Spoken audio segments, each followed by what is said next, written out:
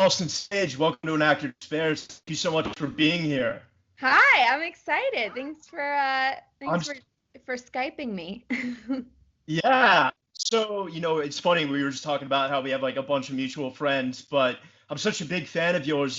I first discovered you in the Bling Ring, and then I watched your career blossom from like Neighbors all the way up to, Before I Fall, Orville, and now you got Prodigal Son. You're killing it, and you're obviously in such a great place in your career, and it's been so fun watching you work, and you're so beautiful, and you have a great energy about you. I'm just so excited for all the things that are going to come your way. Thank you. I feel like, can you do this once a day? This is so Yeah. nice.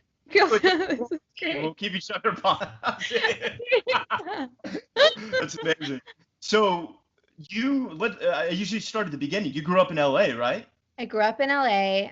My family's still in LA, and I've been living in New York for the past year, working on Prodigal Son, which has been really fun. But definitely a California girl at Talk, heart.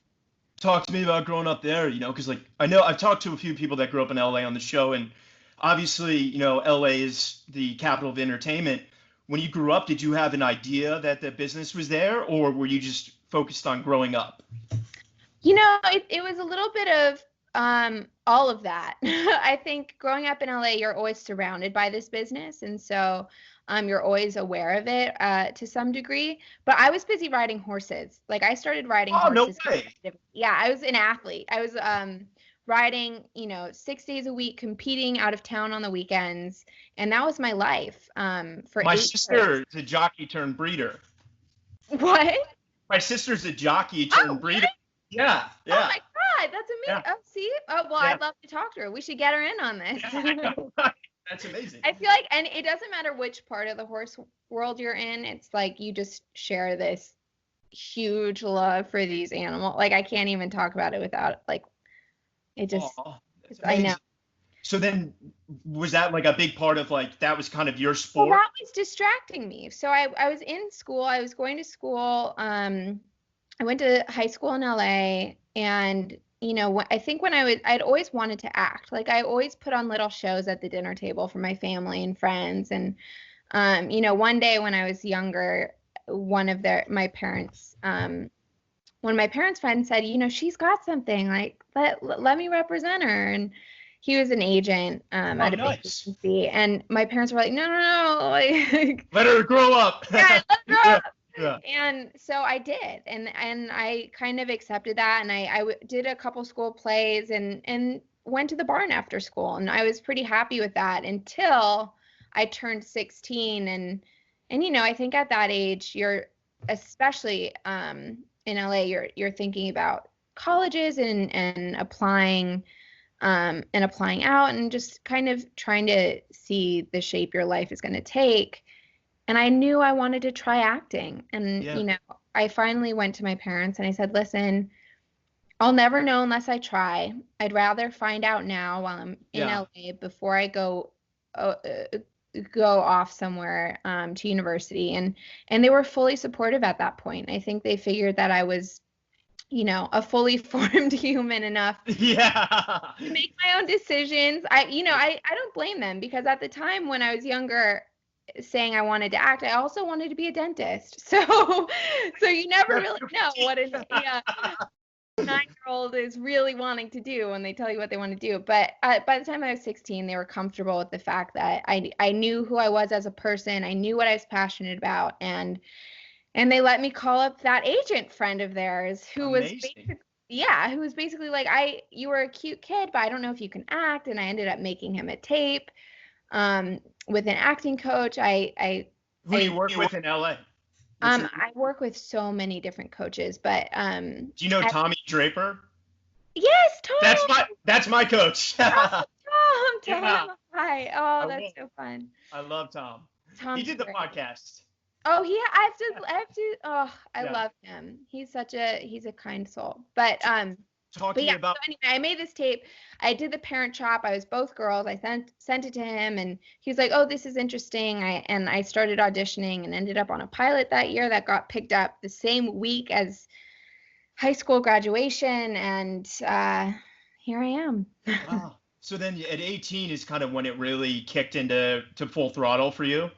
Yeah, so I started, taking acting classes when I was around 16, started auditioning when I was 17 and got a pilot my senior year in high school that I ended up shooting and it got picked up. It was like the week college acceptance letters came out and the week of graduation. It was like very interesting timing. Talk to me about that. Did that decision, like, is that something you had to talk with your parents, doing acting versus college? Was there a moment of like, which one am I going to do? Of course, I think, at that point in your life, you're for anyone, you're so unsure what your future is going to look like. And, Yeah. I'm very lucky that I have extremely supportive parents and, Are they artists at all? They in their own way. Nice. Not in the traditional sense, but no, my dad, he's a business owner in the car business, and my mom, was in editorial before raising all of us, and yeah, I just read your essay. You're a great writer. Thank you. Thank you so much. Thanks. I was so excited. I was excited about that. It was also very therapeutic, I think, at the time to just like kind of write down what I was feeling to try to even understand it. So yeah, happy that you liked it. So then it wasn't like a black and white decision with them. It was they trusted me to, follow my heart and to do what I loved. And so I graduated and it wasn't necessarily an either or. I started working and taking online college courses, which I do to this day. So amazing. Yeah, lucky to have that balance in my life. And then talk to me about getting that pilot, because like, it's so tough, let alone for a pilot to get picked up. And then when it gets picked up, you're in it. How was that kind of transition from going, from an academic environment into just like film school, so to speak? No, I mean, you're exactly right. And I guess I've never really thought of it like that, but it's so true. It was as different as it could ever get. But it was I was lucky to have been working with an incredible group of people, and it was a Nickelodeon show, so I think, I was around kids my own age, and nice. which didn't feel too different from a classroom, but we just got to have a lot more fun. Yeah. and steal golf carts in between filming, and it was kind of amazing because we were shooting at Paramount, which felt like a university campus. Totally. So, my dressing room we treated like my dorm, and my mom helped me decorate it as if it was a dorm room, and I got a bike to ride around the lot. You're living the dream. So it was kind of like going to school in a way. And of course, it was my first real time on a set, really, and meeting new directors each week and working with writers, and it was a huge learning experience that happened to be very, very fun as well. That's amazing. And do you feel like as you kind of got into it, you started finding your rhythm and your voice and, your kind of style, so to speak? Like, was that something that on that first show that kind of, back to what I said earlier, that was your film school? I think it definitely in some ways, it taught me a lot about comedy because it was a sitcom, and, there are very... What was it? It was called How to Rock. So it was called How to Rock. And I learned a lot about myself as, a young actor, and about how, I worked best, and you kind of learn to adapt to the way other actors on that set also work, and you take different ideas from different directors, and, something new sticks with you each week. So it's just, it was really informative and a great way to learn. Like, I was very, very lucky to have had that on-set experience as kind of my classroom. That's so beautiful. And then when that kind of wrapped up, where did you find yourself? Back to guest star, co-star, reoccurring auditions, movies, that kind of thing? I think at the time I ended up doing my first movie, which was ironically called The First Time. That's So awesome. funny. And that was, just a small little pop in that movie, and I did a little pop in The Bling Ring, and then I ended up flying back and forth while filming How to Rock to Massachusetts to work on Grown Ups 2, which was really Yeah. fun, and Oh, also like a huge learning experience to just be on set with those guys was incredible. yeah. And I mean, you got Adam Sandler, David Spade, all those legends. What was that like? I mean, it must have been good that you had that comedy experience to go to another like, comedy legend. yeah, and just, seeing the way that these guys make movies, I think just it inspired me in a way that made me feel like, oh, I could do this. Like it helped me see a future in this for myself. As like, if Totally. they can be doing this and having as much fun as they're having while, making something so hilarious and that speaks to so many people on so many levels and makes so many people, laugh and bring so much Yeah. joy. And they're having fun. Like, to me, that was just the ultimate version of success. And so I popped in and out of movies, and then once How to Rock ended, I ended up on another series, which was great for a while, called Crisis. Oh, amazing. And how was Yeah. that experience? Was that a network drama or? Yes, it was for NBC, Okay. and it was we shot in Chicago. I played Wow. Gillian Anderson's daughter, which was very cool because I have so much respect for her. Yeah, she's amazing. She's amazing. Yeah. And funny enough, Dermot Mulroney was on the show, and he was just on the last few episodes of Prodigal Son. So it was Oh, fun. no way. And yeah, All comes full circle. yeah. So I kind of followed that pattern of like show while squeezing in films during hiatus weeks and that sort of thing. And then what was it like switching into that kind of procedural dialogue, because it's like that dialogue can be really tough because it's exposition and weird words and, it's very different than like HBO or even Grown Ups. Like, was it tough switching tonally to that for you? I think something I've really loved about my career is the fact that I've been able to kind of jump between drama and comedy the way that I have, because you get something so different from each experience. Like, I didn't necessarily um, feel that transition as much as an actor, because my work ethic was it's the same whether I'm doing a comedy or a drama. Totally. I prepare, I study, and work with a coach and show up prepared. And as you know, my new thing is this, like Tom Hanks said in his speech this year, I think it was at the Globes, be on time, come with ideas. And Yeah. so that's kind of how I operate regardless of the genre of the project I'm working on. But tonally, being on those sets is a very different experience. And that's what I find so fulfilling, is that you're on a drama which has this very like focused energy, and everyone Yeah. is kind of living in this world together. Um, and there's something kind of magical about that. But then it's also really fun to go to a comedy and be just as prepared as you are, to film a drama, but be able to kind of let that go a little bit more and be loose on set and have fun with everyone you're working with. Um, Yeah. That's amazing. And now I'm curious, because getting success really young can be a blessing and it can be a curse. And for some people they go down crazier paths. And everything I know about you, you're an angel. You're amazing. And how did you stay grounded? I think first of all, thank you. I'm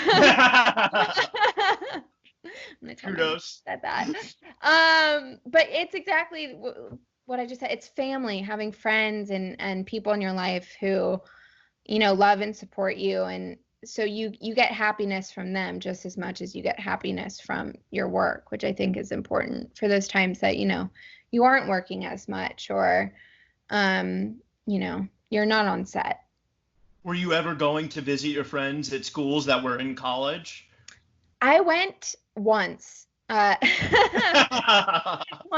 I went once, and I went sake bombing and flip cupping. Oh, what college? I'm gonna leave that unnamed. Touche. But it was fun, and I slept on, the floor of my friend's dorm, and that was enough for me. Nice. Good. Yeah, it was fun. But then I also like to say that, Neighbors was like Yeah, my so then you got that, which kind of was the same thing, right? yeah, definitely knocked out the social aspect of what I imagine college life to be like. Every day was a frat party, literally. And you got to work That, with like Efron, Dave Franco, Seth Rogen, Rose Byrne. How was that experience? I I mean, mean, Seth again, Seth Rogen, another comedy pioneer. comedic heroes of mine. Rose Byrne to this day is one of my favorite actresses. And you had that amazing kiss scene. Oh, well, thank you. I won't tell my mom. No, I'm kidding. Yeah, no, she's great. She, being on set with everyone while filming Neighbors it will always be one of my favorite working experiences, and cool in a different way than any other set I'd been on, because there was a lot of improv, Yeah. which was kind of new to me and exciting. And still is, and I'd love to be able to do another project like that, because the energy on that kind of set is very, contagious, and It looked like it was a blast, was it? Every day, every it looked day so so fun. fun. It Yeah, was so fun. Like I look back on it very fondly. that's amazing. And then I know Paper Towns was like a really successful book. Did you have awareness of it before that I script? did. No way. I did. My sister, Kate, hi Kate, is a huge, and so I am too, by the way. We are huge John Green fans, Yeah. and I just remember, seeing this script pop up on my email and thinking I might have to kill someone to do this movie. Like, this will make me not only the coolest big sister in the world, but I will get to meet John Green. And I was so excited. Had The Fault in Our Stars come out at this moment already? It had, Wow. so, and I'd read his other books, Looking for Alaska, and so it was a big moment for me, and it was really exciting. And then to actually film that movie was a really special experience too, because we were in North Carolina, and Oh, all of nice. the actors, we were all living in the same apartment building. Um, Wow. and our director Jake was really he had this great instinct to kind of like build a relationship between all of us before we even started filming, and by having us over for movie nights, we had, I think, at that time we had every meal together. We met at the diner for breakfast. We met at the same diner for lunch, which was the same diner we went to for dinner. And, Where in North Carolina? Because I'm from Virginia. oh, no way, Charlotte. Oh, nice. Charlotte's great. Yeah, it That's was amazing. great. It was so much fun, and I think that was a cast that got very close very quickly. So the entire experience Yeah. was a little bit different than any other experience I've had, because we were all just together all the time and going through this experience together, and loving it.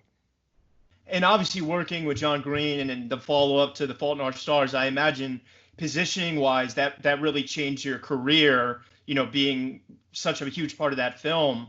What was it like after that? Where did you find yourself? Were you kind of choosing projects at this point that came your way? Or Yeah, I think it's always a combination, for me at least. It's been a combination of both. You have some roles that are passed along to you, and some that you you fight for, yeah, and you could be offered something one day and then be in an audition room the next, next to your best friend, and if there had been a knife in the room, who knows what would happen. totally. But I think, it's always a balance of both of those.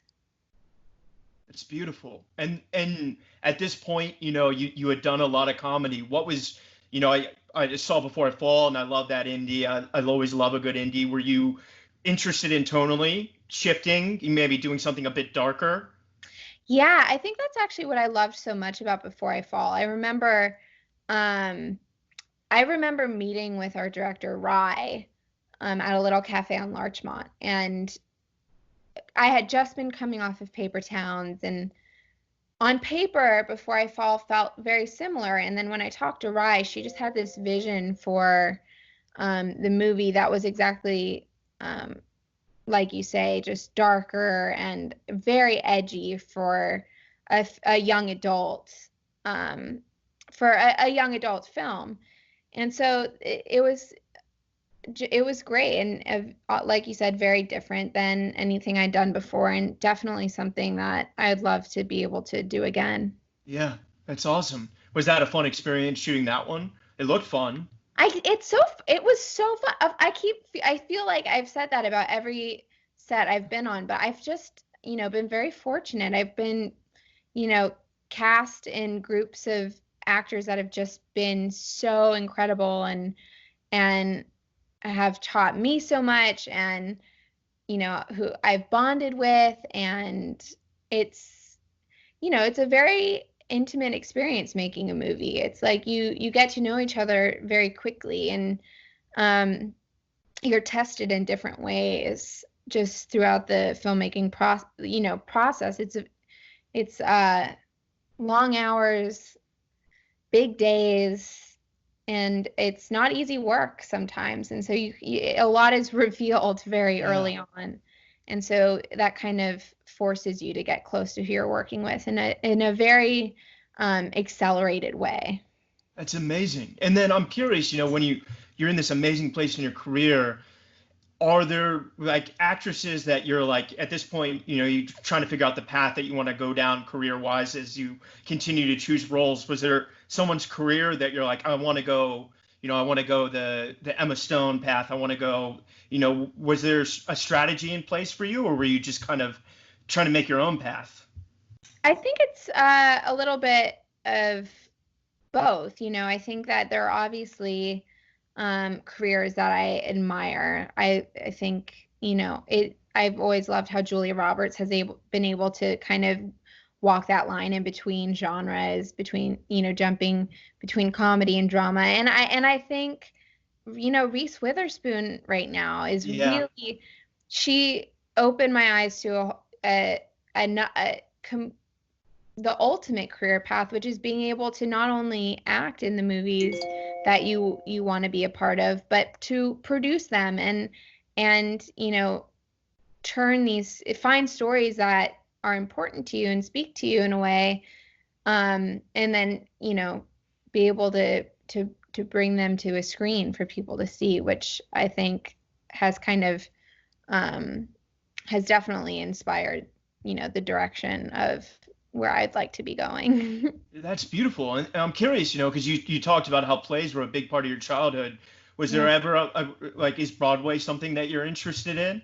Definitely, definitely. I think even just living in New York this past year, I was able to see more shows than I've ever seen in my entire life, just because you're surrounded by it, which is so fun.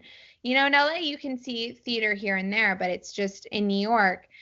My favorite thing to do would be to buy tickets on a whim, 30 minutes before showtime, and just walk in by Yeah, knowing myself nothing. even to a Yeah, theater.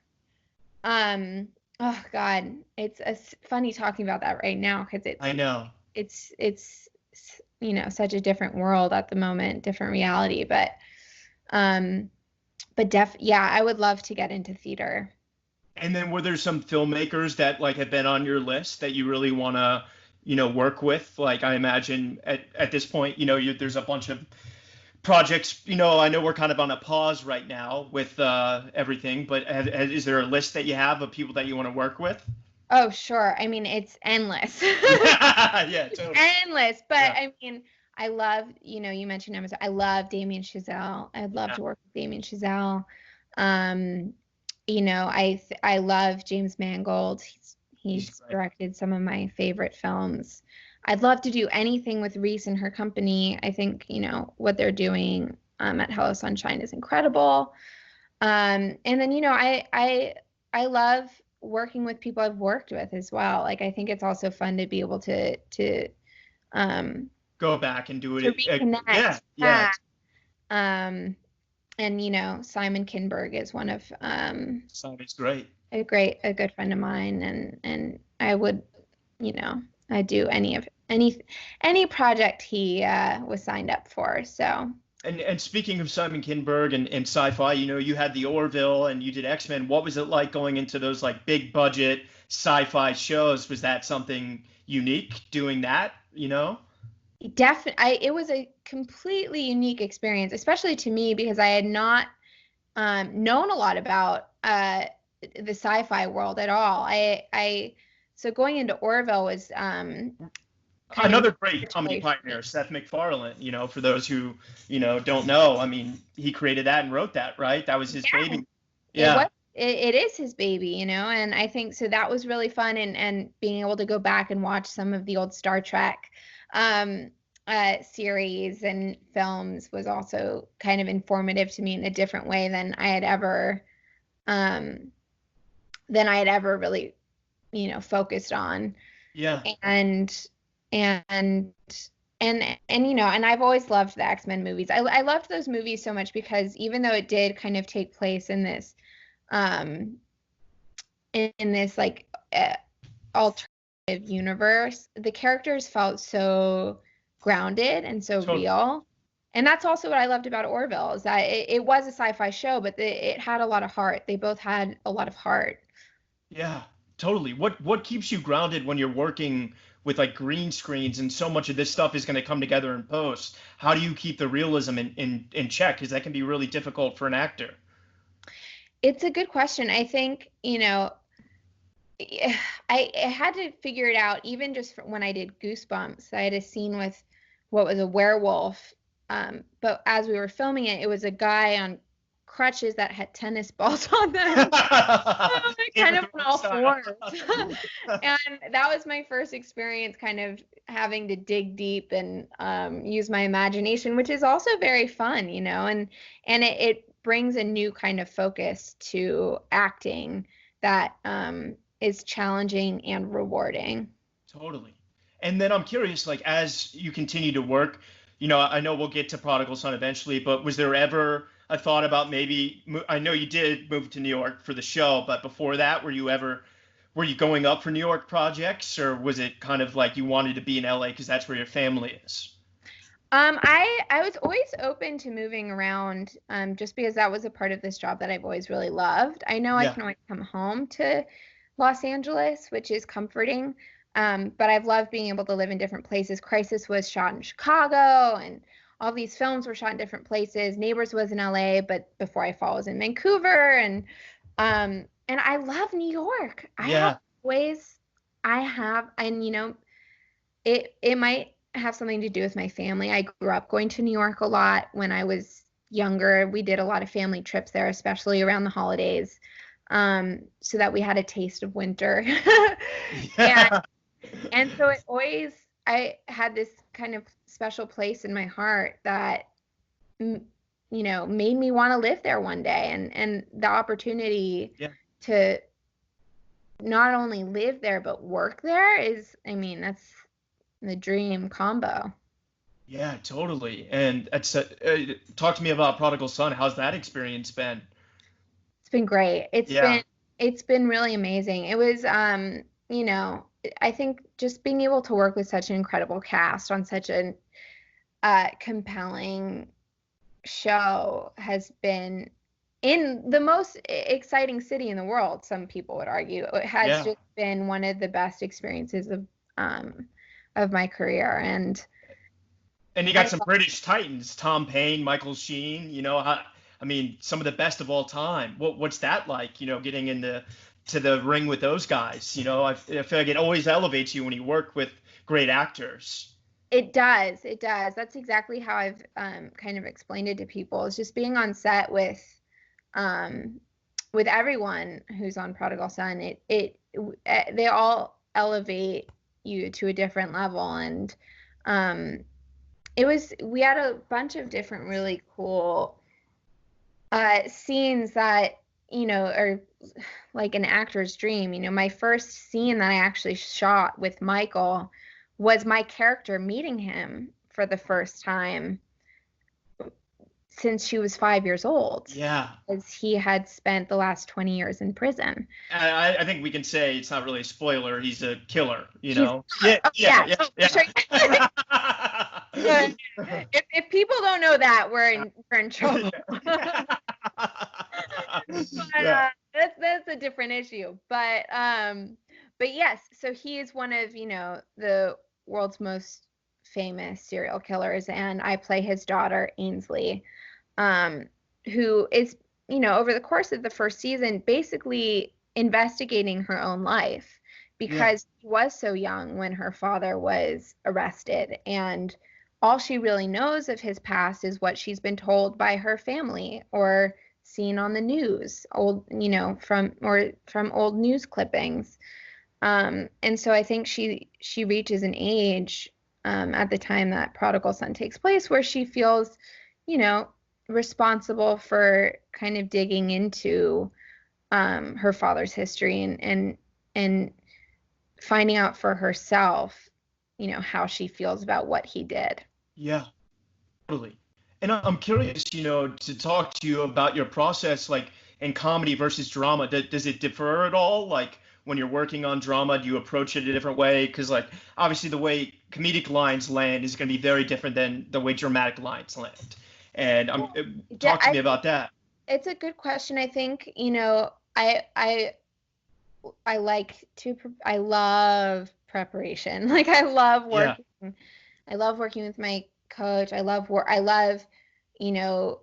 reading and rereading scripts and marking them up. And I think the one thing that is different in the way I prepare to walk onto a comedy set versus a drama is I like to kind of run jokes by people.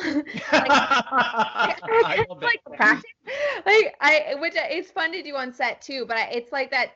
Like I love Tom Hanks. I feel like I'm talking about Tom Hanks so much. Oh, Tom Hanks is the man. That idea of like coming with ideas and comedy is, fun in that way that there is no right or wrong way to do it. It's just kind of whatever makes people laugh the hardest is what they want to use in the edit. So it's good for them to have different versions to test with different, with different audiences. And so I think when I'm when I'm memorizing my material for a comedy, I definitely like to do a lot of FaceTime with the family and with friends. And like friends like, which way's funnier? Yeah. And then sometimes, like they're like neither way, and then I have to go back and figure out something new, or you're on set and you have a director throwing a brilliant idea at you, and it's Has there been a lot of room for improv on those comedic sets you've been on? Yeah, I think that definitely the environment that was most conducive to improv was definitely Neighbors. I mean, Neighbors we'd shoot a version that was scripted, and then, Nick Stoller was so amazing and just kind of letting us, once we had the basic idea of the scene, just kind of letting us roll with it, which taught me so much and was really fun. And I did a couple of weeks at the Groundlings Theater in LA when I first started out. Nice. You had improv training. Yeah, I had a little bit of training, which always helps. But and I don't think we were recording when you and I were talking about this, but you just wrote a really beautiful piece, and you're a writer. Talk to me about that. Have you always been writing your life? Like, was that something that, like, creative writing in high school? How did that happen? Thanks for reading it. Yes. I'm sorry. What publication is it so people can check it out? Right. Yeah. Yes. So I wrote the piece. It was reflecting on, this crazy time in the world and this new reality that we're living in with coronavirus. But I've always loved writing. I think when I was in high school, I was editor of my high school newspaper. I was taking summer creative writing courses. I took one summer at Brown University, and Wow, that's amazing. yeah, I always have loved writing, and it's definitely something I'd like to pursue more than I have in the past. And I think especially just now having this time to really sit down and work on it has made me realize how much I actually do love it. Outside of scripts, are you a big reader? Yes, love. Um, I love to read, and I think I kind of am always reading with the idea in the back of my mind of, can this be turned into a movie? Yeah. Like, is this a cool show? Yeah. Well, and if that's not a great show, is that a cool character? Like that was actually one of the first draws of Prodigal Son, to me, was I had seen on Amazon like a book called A Serial Killer's Daughter, and I had taken a picture of it on my phone and like stored it as a character idea because Oh, I just nice. yeah, Yeah. like the mentality of, living in a world where you share blood with someone who has the capacity to kill people was so interesting to me. And then and then I got So it's so serendipitous how it that was happened. very weird. It was one of those like, and it's a podcast so you can't see, but I'm like Amazing. shifting around like crazy because it was interesting timing. But yeah, always reading with the thought of being able to turn it into something for the screen. And I know we spoke earlier about Reese. Any thoughts about maybe one day starting your own company? Do you have any interest in like directing and producing? Definitely. That is definitely the next step for me. I feel like I'm always kind of unofficially shadowing directors, especially this past season of Prodigal Son. I've been paying really close attention to how they operate and how they work each episode, because it's definitely something I'd like to get into. And for those listening, can you kind of break it down what it's like every week to work with a new director? Is that tough? Is that rewarding? I can imagine it's probably a mix of a lot of things, you It know? is. It is a Yeah. mix of a lot of things. I think we were so lucky on the show to have such an amazing group of directors, join us week to week. And it is always, it's always fresh, it's always new, and and kind of, that's the benefit you have as well. Is that you're getting a different take and a different opinion on the character that so well, which is always fun to play around with. That's beautiful. That's amazing. And so I'm curious, we spoke about your essay, like what's inspiring you right now? I know it's been bleak for the whole world, and I'm in New York, you're in LA, and some of the hardest hit cities in the world, and Mm. how, what's keeping you inspired right now? Watching a lot of old films. I kind of decided to take this time to go back and watch some of the classics that I hadn't seen yet. Any Which, fun ones? yeah, my God, where do I begin? I mean, I just rewatched The Apartment last night. That's one of my Nice. all-time favorites. But and Nancy Meyers just came out with a list. I don't know. I'll send it to Oh you. yeah, send it to me. Of the best movies to watch right now to keep your creative spirits lifted. But I've also found a lot of comfort in, talking to my friends and over FaceTime, and kind of finding new ways to be creative, like writing an essay for Variety, or I'm staring at a guitar right now. Do you play music? I do now. Nice. You got to play like Rockwood when you come back to New York. But just and finding just new ways to kind of stay busy and also feel productive. Yeah, and I'm curious to talk to you because like now, we live in a world where so many corporations are doing original content, and unfortunately, I would say for maybe worse, a lot of movies now are only about like corporate properties or comic books, and we're seeing kind of the death of the indie movie, and that market's kind of moving to television. In this time, like what has interested you project wise? You find yourself more drawn to television, or do you like? I mean, you did do an X-Men movie. Did you like living in that big world? I'm not Oh shaming yeah. them. Yeah. How could you not? I mean, you walk onto that kind of set and it's its own universe, which is so exciting and so fun to experience. Um, and I guess I don't really think in terms of TV versus film at this point, because content across the board Yeah. um is equally as incredible. And so to limit yourself to one or the other, I think is a thing of the past, which is lucky for us. Yeah. It doesn't need to be binary. Yeah. Definitely not. And Yeah. so, just kind of, seeing which characters I'm drawn to, and and kind of following a career path in that way. That's beautiful. And were you guys able to finish your season, or did it get shut down early? It's a good question. We had shot the entire series out of order. Wow. So you did block shooting? We did. Or We did do block shooting yeah. to accommodate different actor schedules, and we lucked out in the sense that we shot the final 2 episodes of Prodigal Son in February. Oh wow. So we were cut. We were very close to the end of production.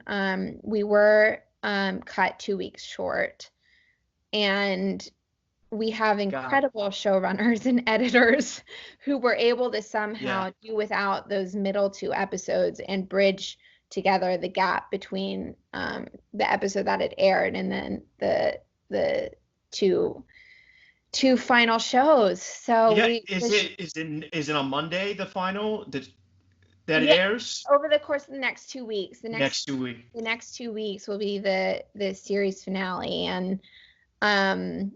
and it's exciting for us because, the show was able to end in the way that the writers and producers had always envisioned, because we had shot them out of order. So it's, there's no alternate ending to the season. It's exactly the way that it was supposed to play out, which is exciting not only as an actor, but, I'm hoping also for the audience. Yeah, totally. And are there any other projects that you have coming out soon? I think everything's on hold right now, which is so tricky. I know. And, it's you just have to, be grateful that we're healthy and that your loved ones are healthy, and hope that, the world kind of heals itself, and just kind of hang tight in the meantime while. Totally. And for the young, like Halston females, or even the males that are 16 or 18 and they're wanting to get in this business, any words of wisdom that you would pass them, those kind of starting out, trying to figure this whole thing out, now that you've had all this experience, and you're taking over the world? Well, again, are you free tomorrow at 11? Is that we'll do it. We'll call it. No, it's, I would always just say, and no matter what you do in life, to do it with heart. That was something my horseback riding trainer taught me when I was 11 years old, was whatever you're doing, do it with heart. I heard my mom is involved with a couple of different charity organizations, and I also remember a speech from one of the Get in Touch events, which is a breast health awareness organization. Dr. Christy Funk gave a speech about how when you're doing something, do it right. Even if you're doing 100 things in one day, while you're doing the one thing you're doing, do it right. Do it well. Focus on it and put your heart and put your energy into it. And that's something that's always stuck with me, that I've never actually said, I don't think, out loud to someone, but it's definitely advice that I take myself. So that's so beautiful. I really appreciate that. That's amazing. And I don't know if you can answer this without giving away. Like, is there going to be a season 2 of Prodigal Son? Oh, I don't know. I wish give it away. I wish there was something to give away. No, it's that thing of, I think that a lot of actors are feeling that, what once was is different Yeah. now. And, we're all just kind of waiting and, sending thoughts and prayers and well wishes to people who are not well, and, sending love and, huge heartfelt things to healthcare workers and everyone who's working outside in the community who has to kind of help us keep society alive. So, Yeah. so hopefully Prodigal Son 2 once we get through this, but. And then we got to get you in a Broadway play too. Okay. I'll write it. We'll go. Yeah. I love. Okay, deal. Yeah. Done. Locked and loaded. This is recording, right? Yeah.